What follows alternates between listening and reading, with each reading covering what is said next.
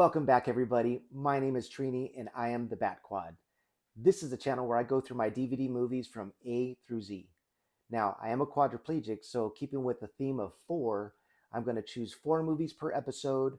I'm going to rate each one from a 1 to 4 wheelchair, and at the end of the episode, I'm going to have each movie fight it out to see which one I like from best to least. Now, without further ado, let's continue on with Season A with the Alien franchise. When talking about the Alien franchise, it's really the pinnacle of sci-fi, horror, and action movies. The first two movies are amazing. Everything after that, maybe not so much amazing. They all have a little bit of things that are good and bad about them, but they just don't reach the first two movies. And with that being said, let's talk about the first movie, Ridley Scott's Alien.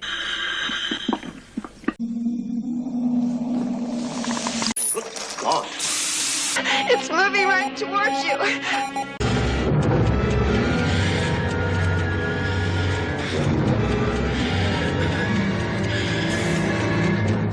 Now, in this movie, what happens is, and for those of you who don't know, and by now you should, this movie's about space truckers. They're taking minerals from some unknown world and they're bringing it back to Earth, and they get awakened halfway through their travel to go check out an alien signal that they don't know where it's coming from. Human. Unknown. Basically, what happens, an alien comes on board and they have to fight for their survival. Now, the one thing about this movie that's pretty interesting is that you really don't know who's going to be the final person to fight the alien. I mean, at the time, it used to be that there were final girls, but it wasn't as common as it is now. Back then, it used to be that maybe the male lead would have his love interest, and they were the ones that were to make it through the end. But in this movie, there really is no love interest going on. It's just people at work. They know each other. They hate each other. They're getting on each other's nerves. I feel dead. Anybody ever tell you look dead, man? The first part of this movie is really just them and us as the audience getting to know the people that are on the ship. So once the alien business starts happening, you really care about what's going to happen to these characters. One of the things I love about this movie is when it starts, it takes you through this long journey of this spaceship. You've never seen it before. It's in the future. We have no idea who the characters are or exactly what the ship looks like. So this camera just goes through the corridors, and it goes through their living quarters, and it goes through where they pilot the ship. It's just amazing. It just immediately immerses you into the alien universe. That's another thing. Between the sound design and the musical score by Jerry Goldsmith, I mean, it really, really takes you into that world. The score is very minimal. It only comes about certain parts of the movie, and it doesn't really play throughout, but most of the music of the Alien movie is really played through sound design. You hear what sounds like the spaceship breathing. There's like little breaths that go on that's continuous through most of the movie that I really didn't notice at first, especially my first viewing, but certainly throughout the years, there's just this unique sound design to Alien that just, even when it's quiet, there's noise. There's this ambient noise that goes on. It just really immerses you into it. Of course, you can't talk about this movie without the titular character of the alien, although people now call it the xenomorph. The alien was designed by H.R. Giger, and he also did a lot of the set designs as well. But man, that monster, it's something of nightmares. I mean, just the way it looks, the color, the slime, the teeth, it doesn't have eyes. There's just something so unworldly about it and terrifying that, of course, when this movie came out in '79, I was 4 years old. I might have been about 5 or 6 when I first saw this movie. But even though there's just little glimpses of the monster throughout the movie, and you don't get a real big payoff until towards the end, but man, just the way they did things back then, it just like Jaws, you barely see the monster, but in your mind, you see it a lot. That's a testament to Ridley Scott just holding back showing the alien until the very end when you really get a good idea of what it looks like, even though you had little glimpses throughout. This movie's been with me my whole life.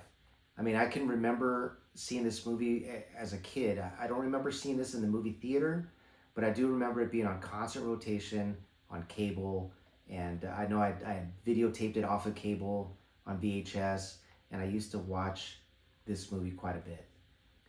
This movie is definitely one of the building blocks of my movie watching personality, because between this and you've got American Werewolf in London and The Thing, I mean, some of those were just, I was so young when I saw them, and they made such an impression on my life that's why I still love movies, and in particular horror movies. For me, when it comes to trying to pick a favorite scene in the movie, I mean, the most iconic scene, and really the one I think about when I think of the first Alien, is really when the chest burster comes out of Kane's chest. I mean, just the way it was shot, for people that have never seen the movie before, I mean, it's shocking. Oh, God!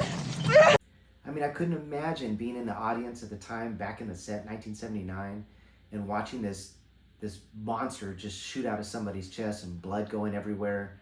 I mean, I couldn't imagine the crowd reaction back then. I'd love to have been a fly on the wall as a director or one of the actors watching the scene with the crowd, and just to see their reaction. It must have been amazing. Honestly, between the story, the directing, the acting, the practical special effects, I mean, this movie's near perfect. And it's one of those movies that I can always watch. I've seen it all my life, and I'll continue seeing it for the rest of my life. And this movie deserves nothing more than a 4 wheelchair score. I would give it a 5 wheelchair score, but we're only going by 4 wheelchairs. So the first Alien was a bona fide hit, making Ridley Scott and Sigourney Weaver just household names. In 1986, they released a sequel, the movie Aliens. They've lost contact with the colony on LV-426. You're going out there to destroy them, right? Rescue mission, you'll love it. I only need to know one thing. Where they are. Aliens was written and directed by James Cameron, and Sigourney Weaver reprised her role as Ripley. So for those of you spoilers, Ripley actually makes it through the first movie. Now the sequel picks up exactly where the last one left off, except Ripley, she's been asleep for over 50 years.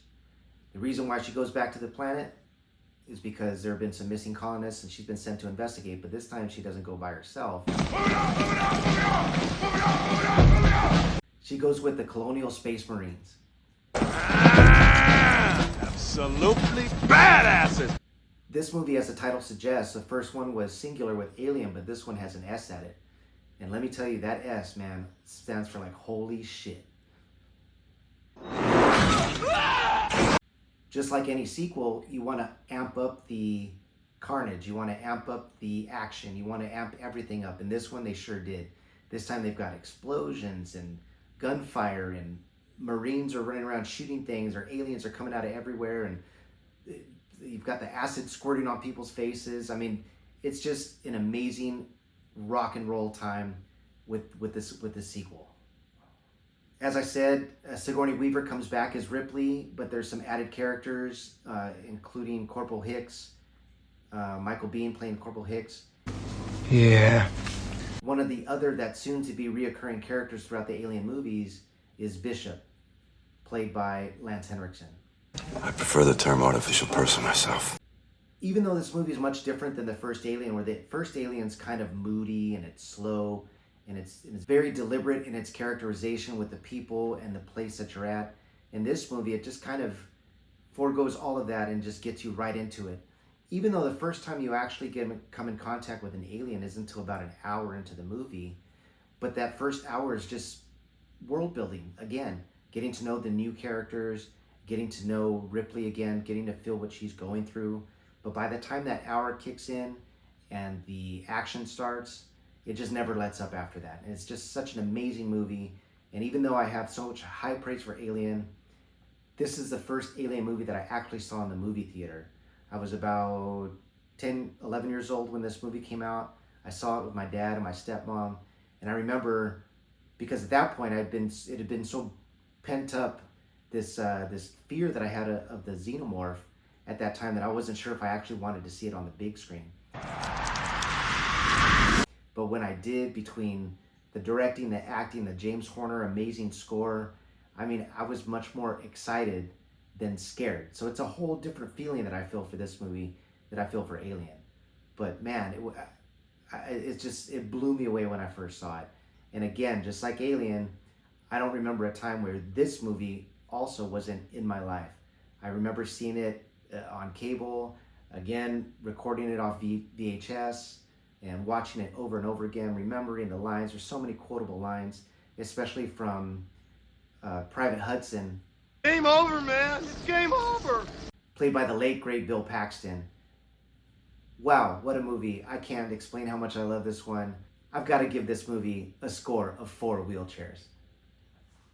After the smash hit of Aliens, of course they're going to make another movie.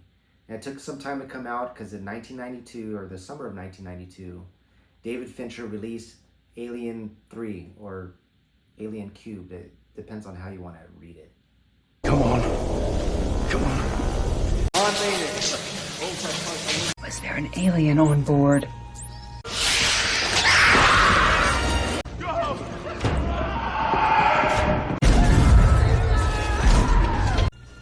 It was with us all the way. Now, from my understanding and things that I've read about this movie, it was a little bit of a troubled production. They weren't really sure which way to go, and honestly, I'm not really sure that they went in the right direction.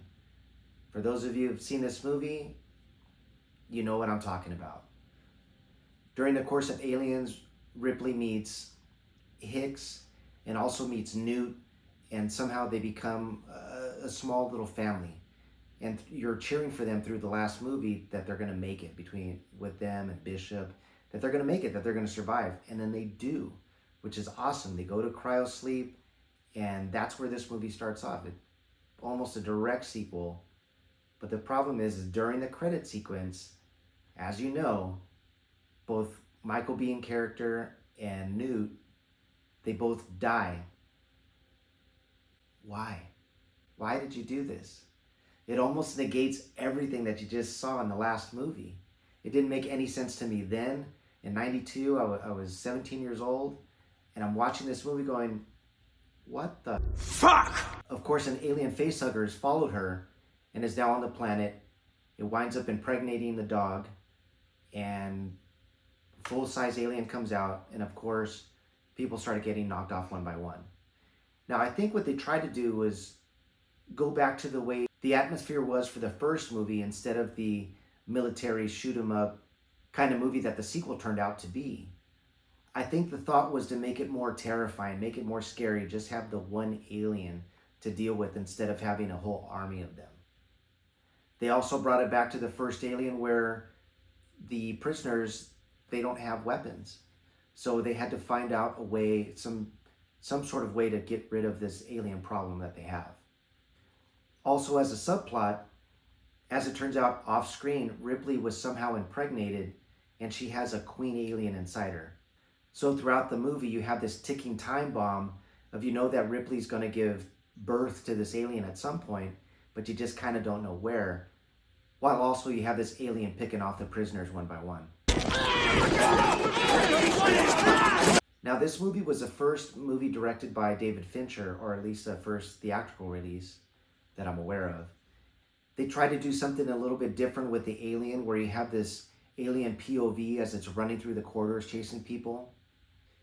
They also gave the alien a different appearance. Because it came from a dog, it was a little bit different than coming from a human. So they gave it a little bit different look, which I'm not sure I really liked. I think I liked the original Alien, the one that even though there was a difference between the first Alien and the Alien from Aliens, there was a slight difference, but nonetheless, they were very much the same type of model.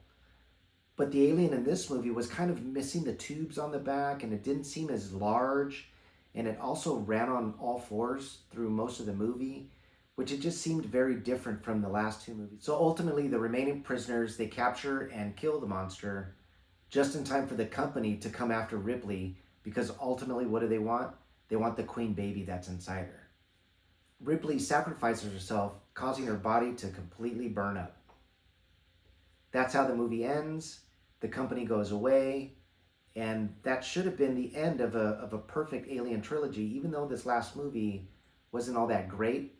But that should have been the end of it. Now, as highly as I spoke about Alien and Aliens, I don't know if you can tell, but I'm not as happy with Alien 3. There's just something about the movie that it's so somber, it's almost depressing to watch. And I know since this movie, David Fincher's made several other movies that I'm very much a fan of. But I don't know, as a first outing, I'm not sure how I feel about it. I do know that he has since disowned this movie because of so much meddling between 20th Century Fox, the producers, and everything else. And there is another cut out there that's a little bit different, but honestly, it doesn't improve the movie all that much. And honestly, with Hicks and Newt dying in the beginning, no matter how you change the rest of it, I'm always going to be unhappy just because of that alone. I have watched this movie throughout the years. It's not my favorite, but I do give it a watch. I have given it multiple tries to see if I'd like it just a little bit better. But ultimately, I can't give this more than 2 wheelchairs out of 4. Even though Alien 3 was not the smash hit that everybody was hoping and the great follow-up that the fans were looking for, the studios made a 4th movie about 5 years later and was released in the summer of 1997. That is Alien Resurrection. My mommy always said there were no monsters, but there are. All aliens, please proceed to level 1. She is giving birth for you, Ripley.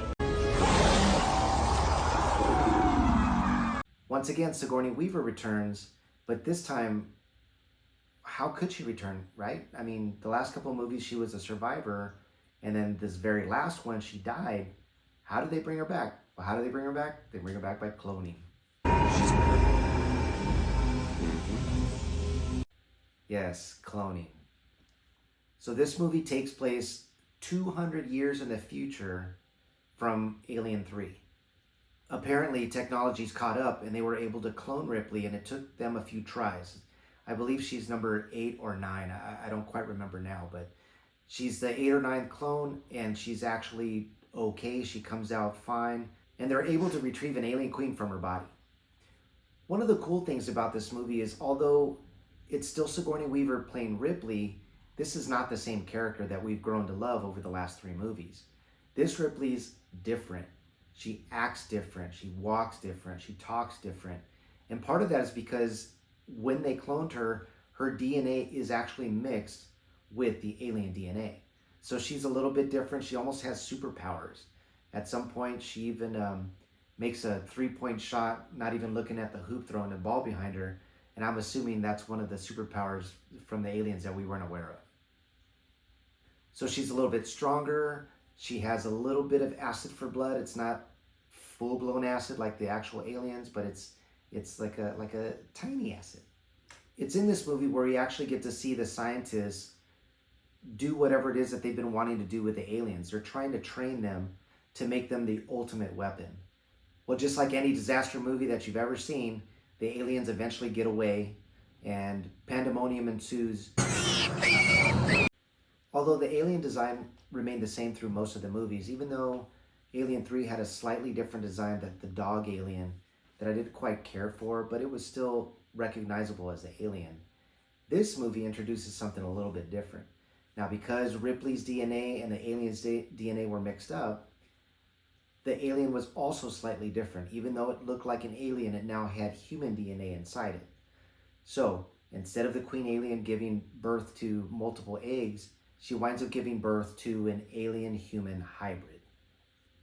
Now, this alien hybrid, called the newborn, it was just something very different and something that, honestly, I've never really liked the design.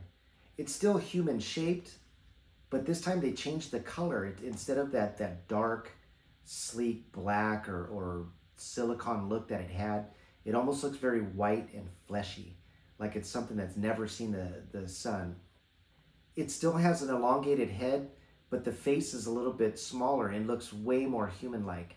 And there's something creepy about the eyes. I will say this, the design of it, I'm not a fan of, but something about the way the eyes look, it just gives it so much personality when it's angry, when it's sad, when it feels pain. There's just something about the eyes in that thing that just really, really disturbs me. But man, when it... That was my cat. So this movie was released in 1997. I was 22 years old when it came out. I remember going to the movies with high expectations, thinking that hopefully they learned from their mistakes of the third one and that this one would be just so much better. Well, as it turns out, it's a little bit of mixed bag. I remember when I saw it, I didn't care for it at all. One of the things that I did like about it were the pirate characters that are in this movie. And I don't mean like our pirate, but they're just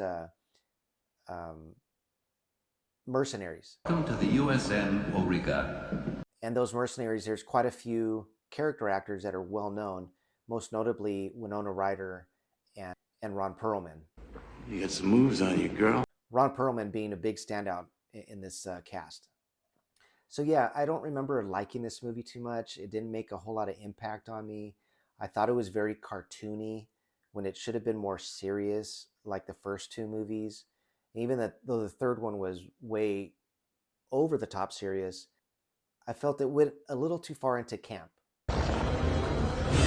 They also did something different with the alien. Although the alien design is very close to, I believe, the first Alien, for some reason it just felt like it was so wet looking. It wasn't disturbing. It was just ew.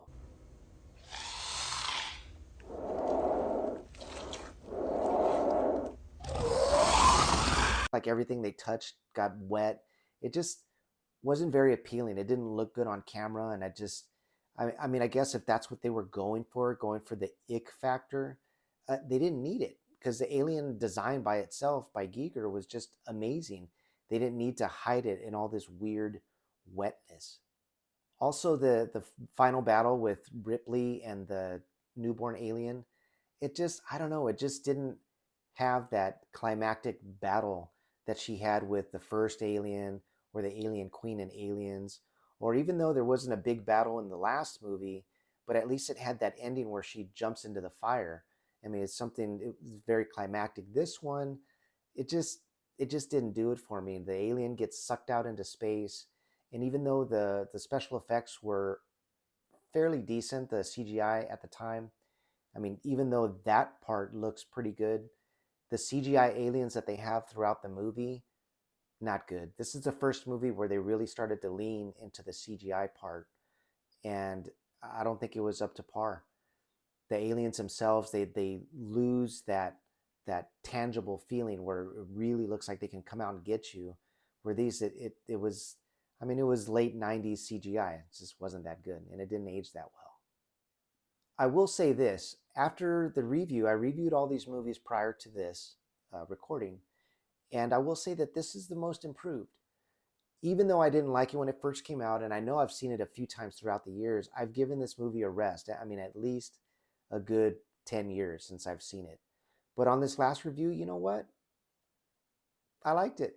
It wasn't that bad. The campiness, I don't mind camp. I'm a big fan of Batman 60s, which is all about camp. And this movie, even though it didn't lean that far into camp, it just didn't take itself as seriously. It knew what it wanted to do. It knew it wanted to have action. It knew it wanted to show the monsters.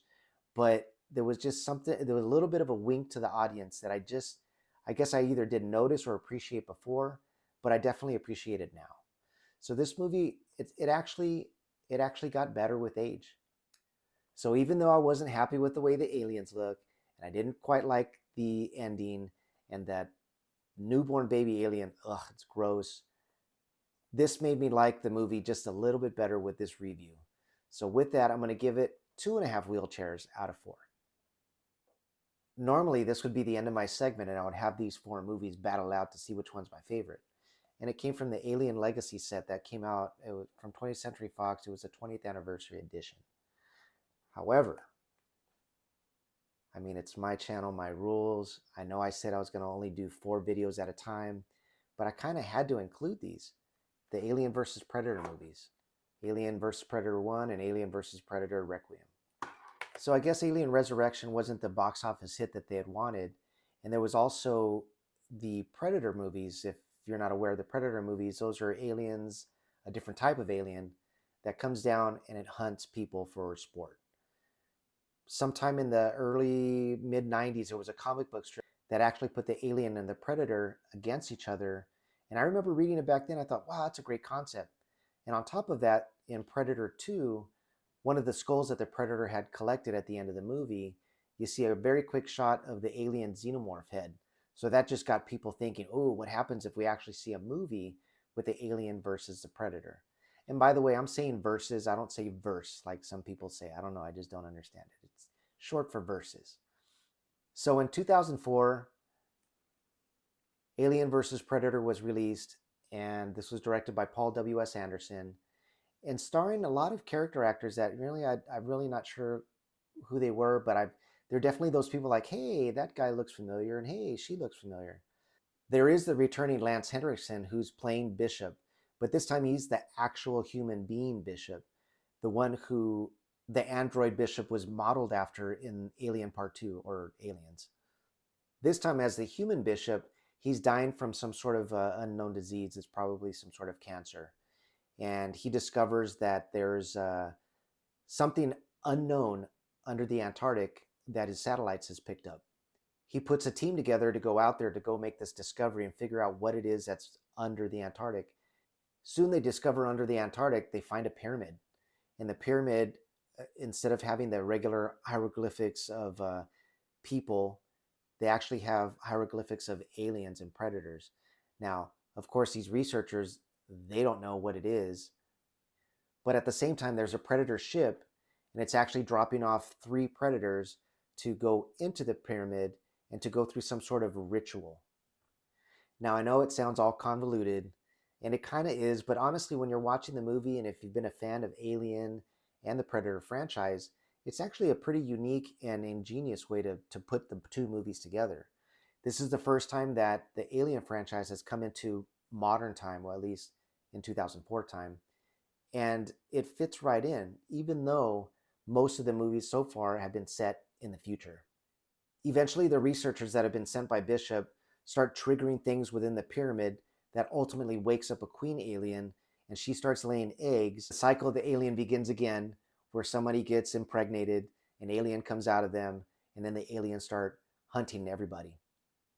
After a little bit of buildup, when they're showing the predators, and the predators are kind of taking out a couple of the researchers, and the aliens are slowly building their numbers through some of the researchers that have been captured. At about the halfway point, you finally get some alien versus predator carnage. Now, I remember seeing this in the movie theater, and I remember just being so excited. I couldn't wait for it to happen.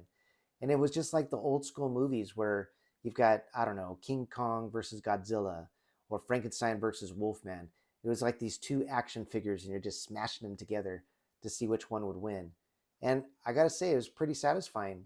I mean, this movie gets a lot of crap, but honestly, I like it. I was entertained by it. I wasn't scared by it or anything like that.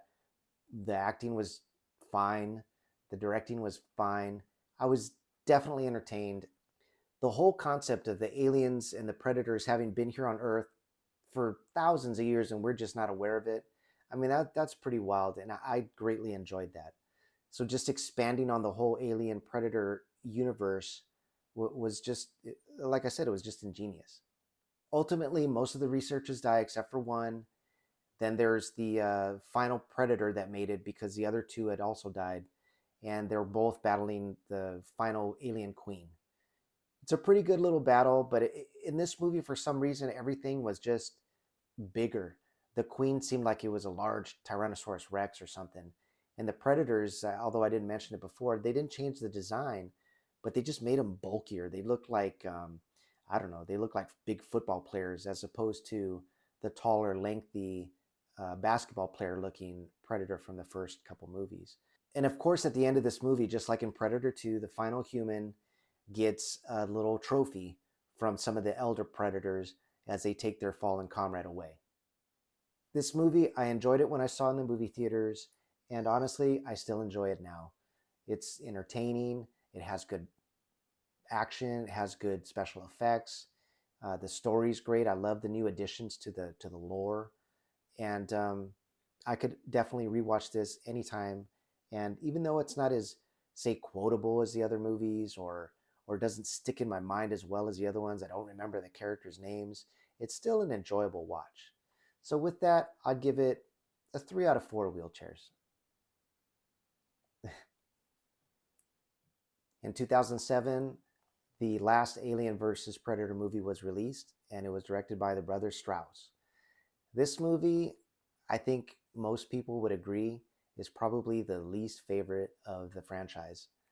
Um, I don't know what it is about this movie, but everybody's always made the same comment, is that it's filmed in the dark, basically.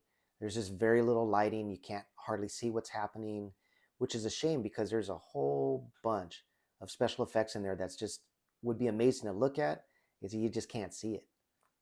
This movie starts off exactly where the last Alien versus Predator ended, with the dead predator on the ship, but what we didn't know is that it was also impregnated with an alien. So at the start of the movie, the predator gives birth to the alien, which they've called the pred alien, and that pred alien wreaks havoc on the ship. The ship crashes, and it crashes into a small town in Colorado. Once it crashes, the pred alien escapes and also leaves behind some alien eggs, which some hapless hunters, boy and his father, actually find the aliens, and they become impregnated, and they're the first ones that actually have the aliens inside them. The pred alien slowly grows its numbers by going into a homeless encampment that's under the sewers, and they also get those people impregnated as well. So as the alien numbers are increasing, there is a signal that gets sent to the predator homeworld, where a character they call the wolf predator gets the signal, understands the problem, and has to go down to Earth to fix it. Now in this movie, they did something a little bit different. They introduced the alien to regular USA America. I mean, right there in Colorado with the trees and the animals and everything else, now there's aliens running around, which was different. It was different for the series. I think that I liked that. There's a particular shot where one of the characters is looking out the glass door, the back door window or something, and they're looking out the window, and then the alien comes to the window and then goes through it. I mean, it was a pretty cool scene. It was one of those scenes that, as a child, that's something that you, after watching one of these movies and being affected by it, that you'd expect to see, or you don't want to see at night. You go to your bedroom window and, oh, there's an alien. So it kind of brought that around full circle. But really, between that, the design of the Pred alien, and watching the Predator kill a bunch of aliens, there's really not much to like about this movie. I wish I could say it was one of those so bad it's good, but they try so hard to make a good movie out of it. I think that they just kind of fail. All the characters seem very flat. I mean, the acting's okay. I mean, nobody does a really bad job or anything, but it's just nothing stands out. And it doesn't help that it's so dark you can't see anything. So the one thing you do want to see are the aliens fighting the predators. You can barely see that. There's not really much more to talk about this movie. I did do the rewatch. I was still unimpressed. I was unimpressed when I saw it in the movies, and I'm still unimpressed now. And honestly, I can't really give this movie more than a 1.5 wheelchairs out of 4. Now that I've did a small review and I've rated the movies, now's the part where I get to figure out which one, in order, which one do I like from least to my favorite. I'm sure it's going to be no surprise which one's going to be on the bottom, but I think there'd be a little bit of a surprise on what's going to be in the middle. So at the bottom, I'm obviously going to put Alien vs. Predator Requiem, or AVPR. Like I said, it just didn't do it for me. And compared to the other movies, there's really no comparison. It's really sad. But when it comes to the next movie, I mean, I'm not really sure how I feel about this. But after this recent review, I think I'm going to put Alien 3 next. I don't know what it is about this movie, but every time I watch it, I just feel sad or depressed or whatever. But it's definitely not something that, ooh, I can't wait to watch it again. So for that reason, I'm going to put that in the number 5 position. So number 4, I believe I'm going to put Alien Resurrection. Now, even though I didn't like it in the movie theater when I first saw it, and on this last rewatch, I had a better appreciation for it, there's just still something about it that get it out of the middle range. It's never going to be as good as Alien or Aliens, and really its only other competition is Alien versus Predator. I guess where this kind of lacks for me is just at this point it seemed a little tired. And Alien versus Predator was just something fresh. You brought in another alien species, and adding the whole different backstory of them being on Earth long before we even realized it. So that's why I've got to drop this one down, mostly for lack of originality, I guess. I'll put that in the number 4 position, which leaves Alien versus Predator in my number 3. So where does that leave me for number 1 and 2? I don't know. I've put a lot of thought into this, and even though, depending on the day, depending on how I'm feeling at the time, one could be number 1 and one could be number 2, and there's no real winner or loser here. Although they do say that second place is the first loser, in this case, is not the case. Not the case at all. So for my number 2 pick today, it's going to be the original Alien. I know it's iconic. I know there's so many things about it that just launch careers, groundbreaking special effects, the acting, the setting, the music, everything about this movie. It's perfect. However, it just doesn't beat the fun of Aliens. Alien, I never want to be in that movie.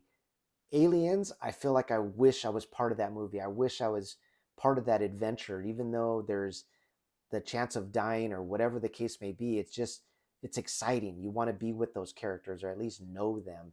And the directing by James Cameron, the writing, the characters, you just want to get to know these people. And the music, that music was so iconic that they used it in so many trailers afterwards that you just couldn't get the main Aliens theme out of your head for years, because there it was in so many trailers that you just couldn't get away from it. And for that, and for the rewatchability and the quotability and everything else that makes me love this movie, I want to make this my number 1. Is all these DVDs, I'm giving them away. They've got to go. I just don't have the room for them anymore. I've upgraded to 4K on most of the movies that are my favorites. You can guess which ones they are out of this pile. And the rest, they can be yours.